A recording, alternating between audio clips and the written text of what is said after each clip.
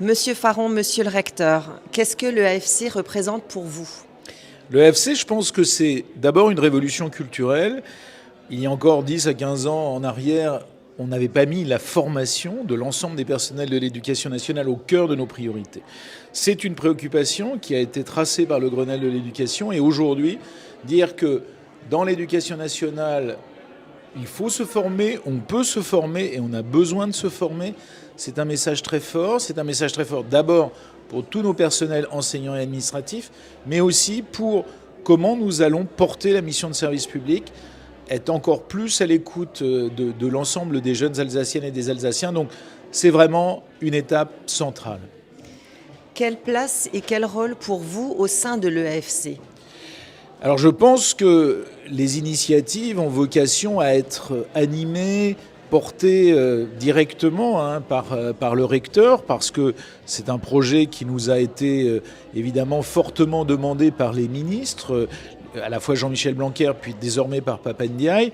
C'est quelque chose que nous devons animer aussi parce que voilà, nous sommes aussi les garants de l'attention et aussi du bien-être qui est celui de nos personnels. Donc je pense que nous avons vocation, en tant que recteur, j'ai vocation à animer cette AFC et puis évidemment à travailler en toute confiance avec la directrice Emmanuelle Pernoud.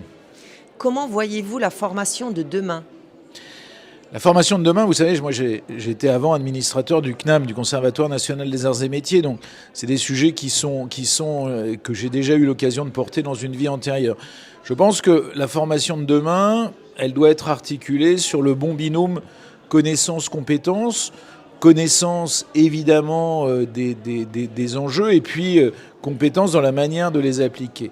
Ce qui est clair aussi, c'est qu'il y a eu un changement culturel. On est toutes et tous convaincus que les carrières à venir seront faites par étapes, même évidemment quand on est fonctionnaire de l'éducation nationale.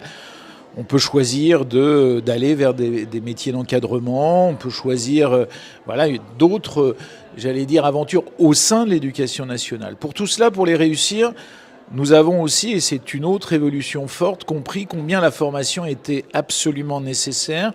Sans formation, vous ne réussissez pas toutes ces étapes. Et puis, nous, en tant que l'opérateur public national de l'éducation nationale, eh bien, nous nous rendons compte, c'est aussi le sujet des évaluations, que nous devons progresser à la fois dans des grandes disciplines, dans des manières d'être, dans différents sujets.